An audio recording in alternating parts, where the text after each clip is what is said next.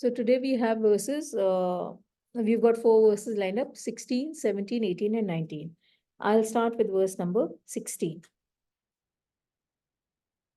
बहिरन्तस्य भूतानाम् अचरं चरमेव च सूक्ष्मतवातद्विज्ञेयम् दूरस्थं चानितिके च तत्.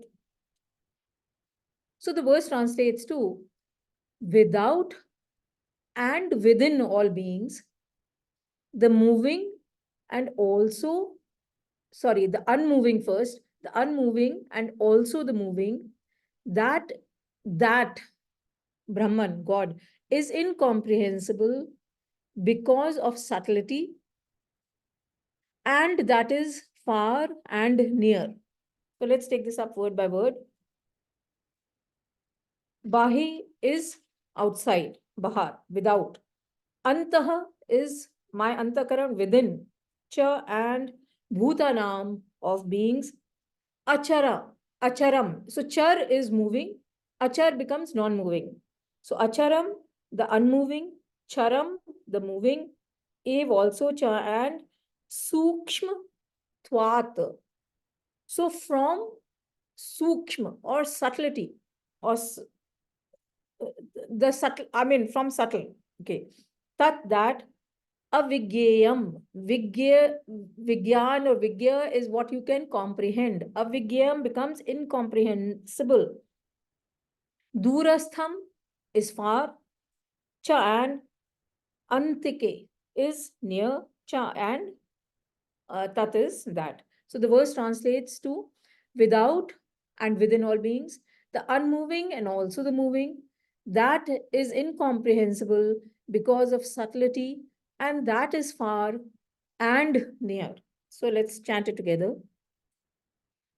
Bahirantasya bhutanam acharam charameva cha सूक्ष्मत्वातदविज्ञेयम् दूरस्थं चान्तिके च तत्.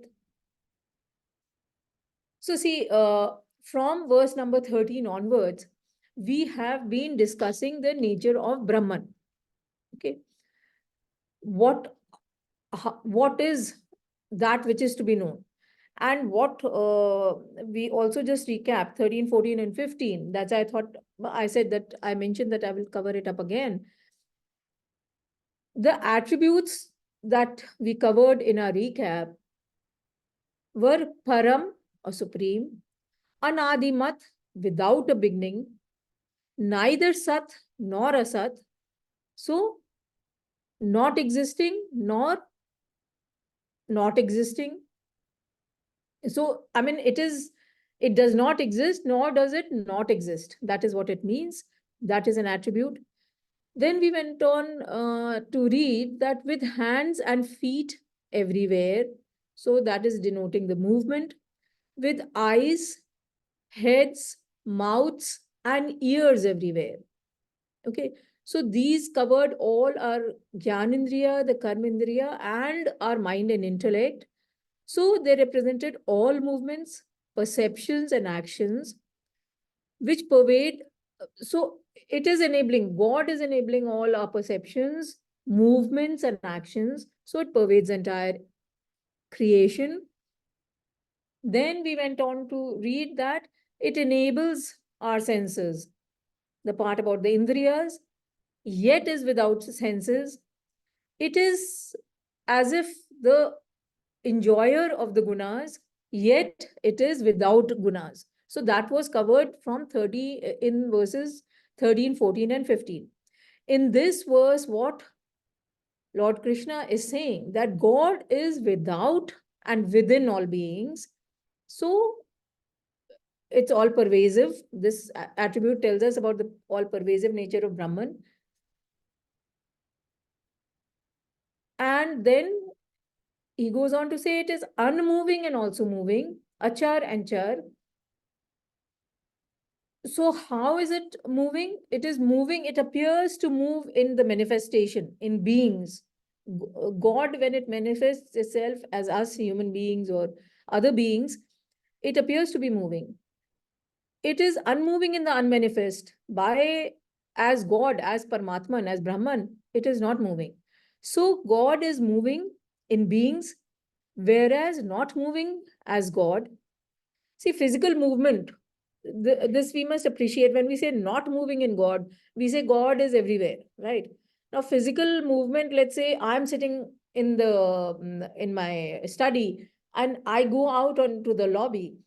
So when I'm moving from one place to the next, that means I was not in the lobby physically, and I was in the library in my study.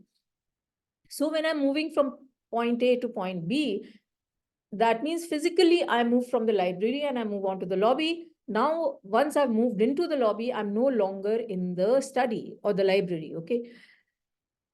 But with God, He is both there in the study and in the lobby. So He's not moving. I mean, He's there. He's there everywhere. He's there at point A, point B, point C, and so on and so forth. So, because God is all pervading and all encompassing, God is already present at point B. We have to move from point A to point B. Okay. Incomprehensible, I'll take up I'll first take up far away and yet it is near. It implies all encompassing nature of Brahman, same attributes, that it's far, but it is also near within us. Now, the other attribute which the verse mentions is that it is incomprehensible because it is subtle. We have been reading and we understand that Brahman cannot be captured by thoughts, much less described. And therefore, the kind of attributes that we are using, Sat, Asat, Char, Achar, and so on and so forth. So we cover both aspects of that attribute. So God is referred frequently like this in our scriptures. And when we are talking of the attributes of God, you may recollect chapter 8, which was the Akshar Brahma Yoga. Some of these attributes were mentioned, and you can just note these down. Verse number 9 of chapter 8, and I will uh, keep talking about these attributes we had covered in detail at that point of time. Anorandya Yamasam, or subtler than the subtlest of the subatomic form. Soul is subtler than matter. And God is even subtler than our soul. It is the subtlest of them all. And it penetrates the most microscopic element. Hence, we say that it is all pervasive. So that verse 9 of chapter 8 had mentioned that God is subtler than the subtlest. And then another attribute that was used in verse 9 was achintyaya rupam. So, which you cannot uh, chintan karna, or you can meditate upon. So, achintaya becomes you cannot conceive of that form. So, he is formless, infinite. So, our finite human equipment, intellect cannot perceive this infinite nature. So, he is beyond our understanding. So this was what this verse says, and I would like to quote verse number 5 of Ish Upanishad, which some of you have done, which says precisely the same thing. I will just read it out.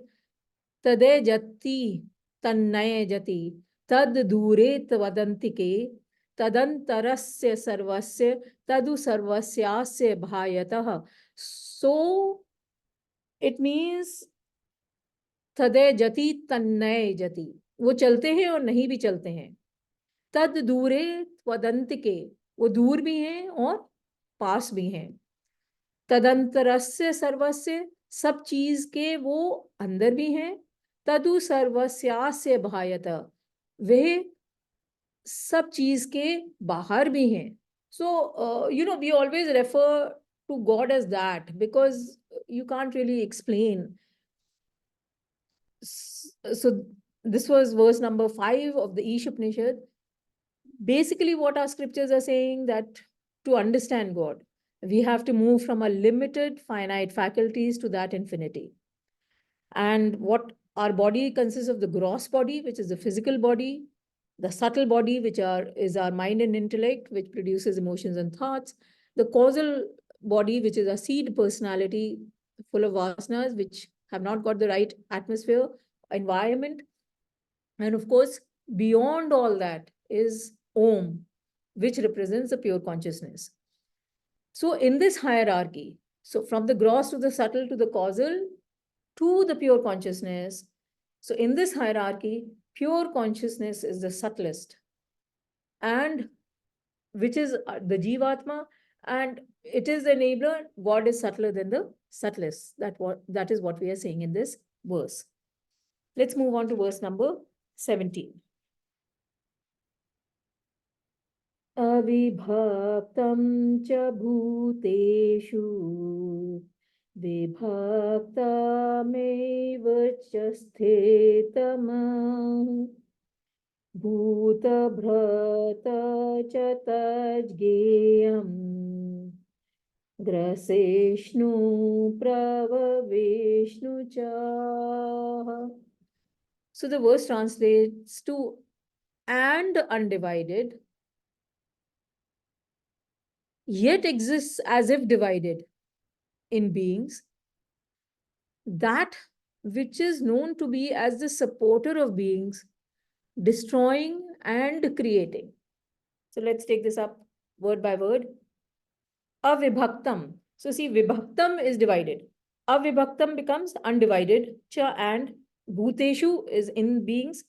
Vibhaktam is divided. If, as if, cha and sthitam, existing. Bhut bhratam. So the supporter of beings. Bhut is beings. Bhratam is support. So Bhut Bhratam becomes the supporter of beings. Cha and Tat, that God. Geyam, which is to be known. Brasishnu, which devours or destroys. Pravishnu, which creates, generates. Cha and. So verse 17 translates to and undivided, yet exists as if divided in beings, that which is to be known as the supporter of beings, destroying and creating. Right? So let's chant it together.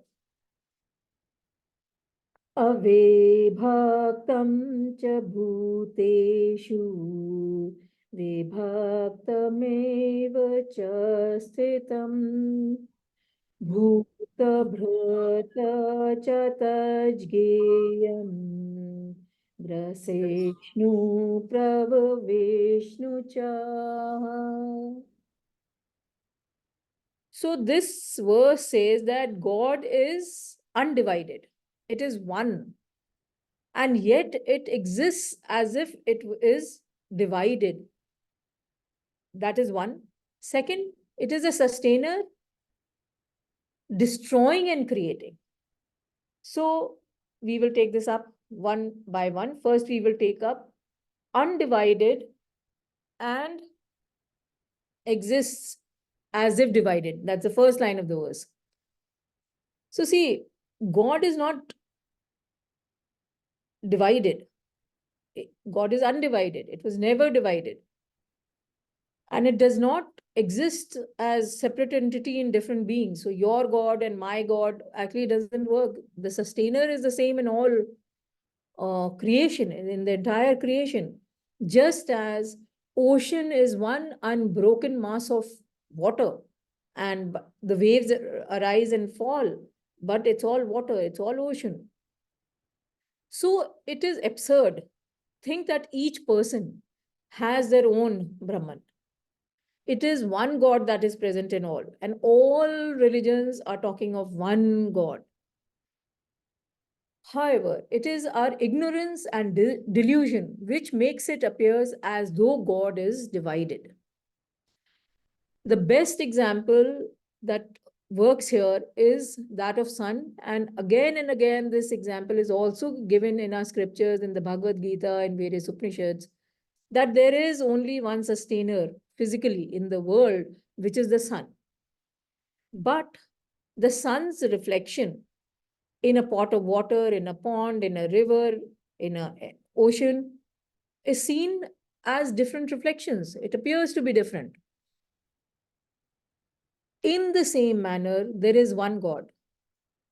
That same God is manifested in so many beings and the entire creation. It appears to be divided because when it manifests itself, it takes on, that body takes on the Prakriti, which is part of the matter, right?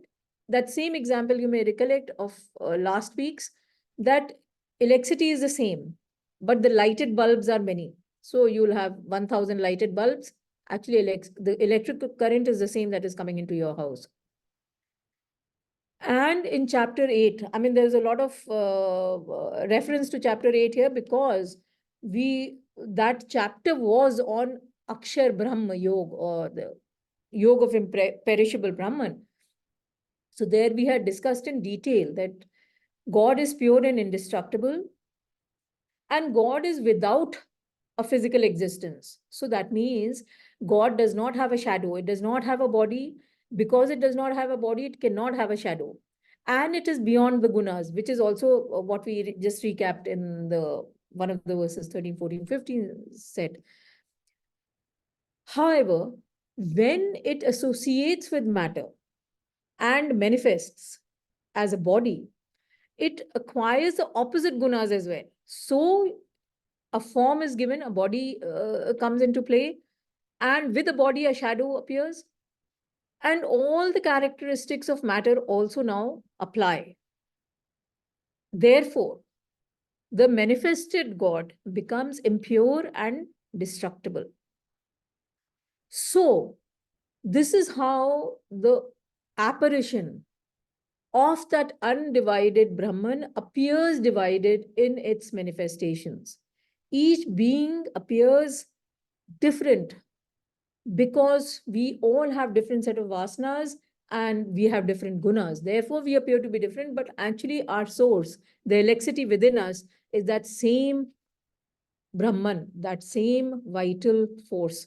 We all share the same vital force. So this is the first attribute, the first line. Second line of the verse, it is the sustainer destroying and creating.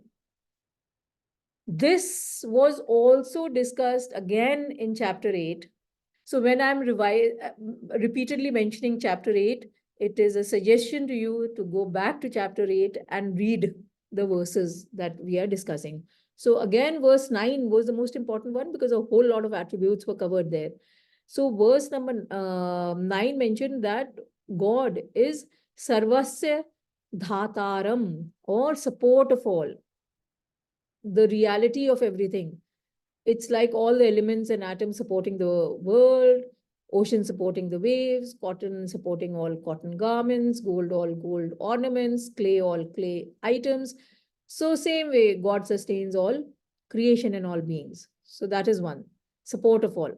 And verse number 11 of chapter 8 mentioned that God is Aksharam, imperishable, by the nose of the Vedas, which implies that those people who have experienced Brahman as much as closely as possible, they have described that Brahman is imperishable, changeless substratum, which does not change, which is in direct contrast to this changing, perishable experiences of the world that we all encounter. So we, from a child, we are born, then we are toddlers, we become children, youth, adults, on old age, and then we pass away. So these are all the changes that take place in us and also in the environment. So from God, the world of plurality arises. It expresses itself in God and falls back into God. Just as the waves rise and disappear into the ocean. So the cycle is what? From the unmanifest, the manifest arises, and then it goes back into the unmanifest. So birth, we are born, Then we live our life, die, and again we are born. Day gives way to night, and night gives way to day. Our waking state gives rise to dreaming, then to deep sleep, and again to dreaming and waking. So these cycles are continuous. And again, we had discussed them in a lot of detail in one of the earlier chapters. I think it was chapter 8. So there's so many things that are constantly happening in our around us. The seasons of the year, day and night, gravitational pull, our physical systems. No effort is required here. We don't do anything. It happens on its own. That life-giving force is supporting, is the is the supporter of all these systems and maintaining these systems. We are also talking about destroying and creating here, right? So the Trinity, we talk about the Trinity in our Indian tradition, which is of Brahma, Vishnu, Mahesh, Brahma being the creator, Vishnu the maintainer, and Mahesh the destructor. So these are the three fundamental powers that manifest in the universe, that of creation, maintenance, and destruction. They are represented by the three gods. So we, in the Indian tradition, we put gods everywhere with all the powers so that we worship each of these powers and we revere them. But Brahman, that one God, is beyond, is higher than these manifested and unmanifested beings, and is the supporter of the entire creation. So even these three forces, Brahma, Vishnu, Mahesh, they are sustained by that God. Just as the same example, gold is the substratum of all gold equipment, ocean of all waves, electricity of all electrical equipment, and so on and so forth. This is what is to be known, or this is that which ought to be known. This is what the verse is saying. Verse number 18. Jyotishamapita jyoti tamasa paramuchyate jnanam gyeyam jnanagamyam hridhi sarvasya vishtitam. So the verse translates to that Brahman. That, wherever we are talking in these set of verses, refers to God. So that the light of lights is said to be beyond darkness. Knowledge, that which ought to be known. The goal of knowledge, seated in hearts of all. So let's take this up word by word. Jyoti is light. Jyotisham becomes of lights. Api even. Tat that. Jyoti is light. Tamasaha. Tamas is darkness. So tamasaha becomes from darkness. Param is beyond. Uchyate is said. Jnanam is knowledge. Geyam. Geyam is the goal of knowledge, that which ought to be known. And Jnanagamyam is goal of knowledge. Hridi, in heart, in our hearts. Sarvasya of all. Vishishtham is seated. So that Brahman, the light of lights, is said to be beyond darkness. Knowledge, that which ought to be known, the goal of knowledge, seated in hearts of all. Let's chant it together. Jyotishamapita jyoti tamasa paramuchyate jnanam gyeyam jnanagamyam hridhi sarvasya vishtitam. So the attributes which are being mentioned in this verse are now: God is light of lights, beyond darkness, knowledge, that which ought to be known, and goal of knowledge. And the verse goes on to say that God, which has all these attributes, is seated in the hearts of all of us, all beings. So that God is within all of us. Now we will take them up. I will take up light of lights and beyond darkness together, because one is the opposite of the other. So they go hand in hand. So see, with sunlight, the darkness goes. I'm talking about the literal, in the literal sense. Without sunlight, nothing and no one would be visible. What the verse is saying, God is the light of that sun. It is God's power which lets sun give out light. And not only our sun, but all the suns of the universe. So God, essentially the verse is saying that God lights up all objects that themselves are a source of light. So the suns, the stars, the moon, fire, candlelight, all these, at whatever level they are, God lights them up. God is the source that lets these source of lights express themselves. So literally, amongst lights, God is the light of all lights, or the origin of illumination. Interestingly, God illumines even darkness, or God, that pure consciousness, makes us aware of what is lit and what is not lit, what is in the light and what is in the darkness.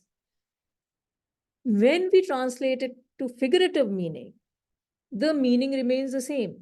See, in our case, in our Indian tradition, light means knowledge and dark means ignorance. So, God, when we do a figurative translation, it becomes that God illumines both knowledge and ignorance. When we know what we know, and we also know what we don't know, the understanding is coming from within us. No one outside has to give me a certificate to say that, okay, he or she knows this and does not know this. We know what we know, and we also know what we don't know. So this understanding comes from within us. It is our awareness. And who's enabling this awareness? God, that pure consciousness is enabling our awareness. So God is that awareness, knowledge which makes us aware of knowledge, and not only knowledge, what we know, but also what we don't know. So both knowledge and ignorance. And again, verse number 9 of chapter 8 mentioned the Brahman as Aditya Varnam. So having the Varn of the sun, or effulgent like the sun, or the comprehension of radiance and brilliance. So see, the sun is self-effulgent. It does not need any light to be seen, right?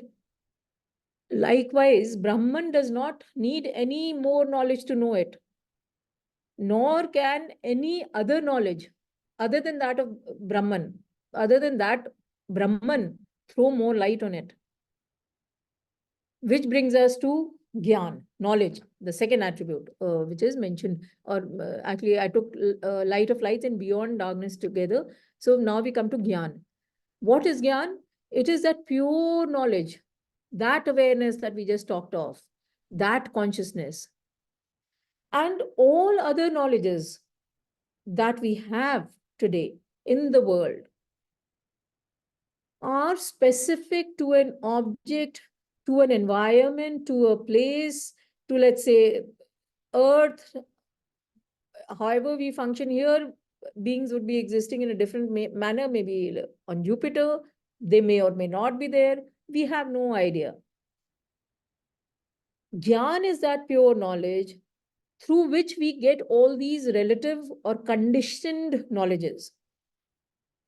So it is that pure consciousness which makes us aware of the object that we are studying. So I might be doing a thesis on Indian classical music, right?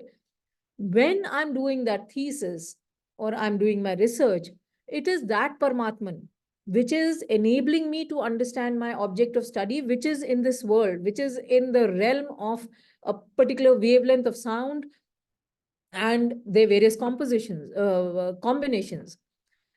So all this knowledge is in that God. That God is the pure objectless knowledge, unconditioned knowledge. And that is what is being referred to as Gayam, that which ought to be known. So Gayam is that absolute knowledge from which all other knowledges emerge, or the source and substratum of all knowledges. And goal of knowledge is the last one that we are using, the attribute, Gyan Gamyam. So all our conditioned knowledge, when we take them to their limits, you know, to the highest point, they will end in this knowledge of the Paramatman.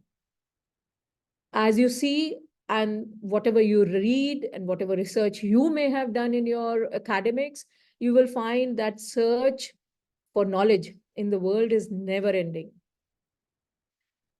Furthermore, in a quest for knowledge, we keep moving further and further into the realm of the world. So we keep moving out into the world, and we keep propounding inventions and discoveries, which very soon are overtaken by more efficient or better inventions and discoveries. And this is a never ending cycle by itself. And umpteen number of examples, so your phone is the best example, your television, and now phone serves the function of a camera. So whatever, uh, these technical discoveries just go on and on and on, but they never end. It is, but these are all out in the world. So they are conditioned knowledge. It is only when we do a course correction and we start moving inwards into ourselves that we reach our essence, and we reach that Vedanta. That's why this philosophy is called Vedantic philosophy, because it is the end of Vedas. Vedas is knowledge, is synonymous with knowledge. So where the knowledge ends, where the knowledge concludes, that is what is the spirit, that is the spiritual knowledge, which ends with God. So the goal of knowledge is self, is God, and is Brahman. So the essence, this God, Brahman, or the end, the goal, Jnana Gam Yam, is in the core of all beings. The point is that we keep searching for it outside. The happiness, pure bliss, etc. We are looking in these world of names and forms. So in a car, in a bigger house, and in the hills of Switzerland, whatever, But it's all within us, actually. So with that, we move on to verse number 19, the last verse for the day. Iti kshetram tatha jnanam geyam choktam samasatah madbhaktam etadvigyaya madbhavayopapadyate. Thus, kshetra, the field, as well as gyan, knowledge, and geyam, that which is to be known, have been briefly stated. Knowing this, my devotee attains my being. So let's take this up word by word. Iti is thus. So end of a logical portion. Kshetram, field, which is the body. Tatha, and Jnanam, knowledge. Geyam, that which we ought to know. Cha, and Uktam is stated. Samasat is briefly. Mad Bhakta. Bhakta is devotee. Mad Bhakta becomes my devotee. Etad, this. Vigyaya is having known. Mad Bhavaya, to my being. Upadyate, attains. So thus, Kshetra, the field, as well as Gyan, knowledge, and Gayam, that which is to be known, have been briefly stated. Knowing this, my devotee attains my being. So let's chant it together. Iti kshetram tatha jnanam Geyam choktam samasatah Madbhaktametadvivijaya Madbhavayopapadyate. So the Lord Krishna concludes the subtopic saying that he has briefly explained Kshetra, field, Gyan, knowledge, and Geyam, that which ought to be known. Recapping this with you, and please, you may make notes so that when you revise, uh, you are able to follow the portions accordingly. So see, from the verses 6 and 7 of this chapter explained the Kshetra, which is nothing but our body. And we covered the 31 factors which constitute the Kshetra. So out of these, 24 were factors and 7 were their modifications, making it a total of 31 factors.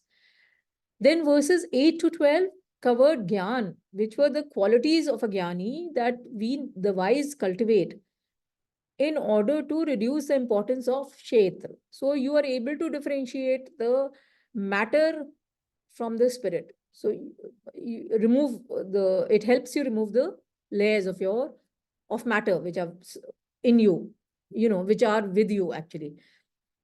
So that was verses 8 to 12, the 20 qualities that the wise cultivate. 13 to 18 covered Geyam, which is the last portion that we just concluded, that which ought to be known, that which is the culmination of all knowledges or all Gyan. And what the Lord says is that a devotee, having understood and assimilating these concepts, reaches God. He becomes one with God. Now, the point is, I'm recapping it again and again. And this time you've seen I've done a lot of recapping. Almost in every session or every second session, we have been recapping because there are certain concepts which are presented in our great scriptures. So in this, for example, in this particular chapter, we are on the 19th verse, right? We've already covered Kshetra, its factors, its constituents. We have talked of Gyan. We have talked of Geyam, that which ought to be known in these 19 verses, right? So these concepts are laid out in front of us in the scripture. And verse by verse, when we proceed, we tend to treat them as separate. In our sessions, we try to link one verse to the next verse and one chapter to the previous chapter. So, for example, today you saw the references that kept coming off, chapter 8 of the Bhagavad Gita. I also tried to link the Upanishad verse with one of the verses here. So, the bridges which connect these ideas and concepts are very, very important. And we must, when we sit down to revise, we must focus on these the bridges, because the bridges will help us bead these concepts like a necklace, like the beads in a necklace. So then we will not forget all this. So in the sessions, of course, I'm reviewing, but when you are reviewing, you must also try to go back and link the concepts, because then they will settle down and then they will remain with us and then we will implement them. So with that, we conclude our today's session.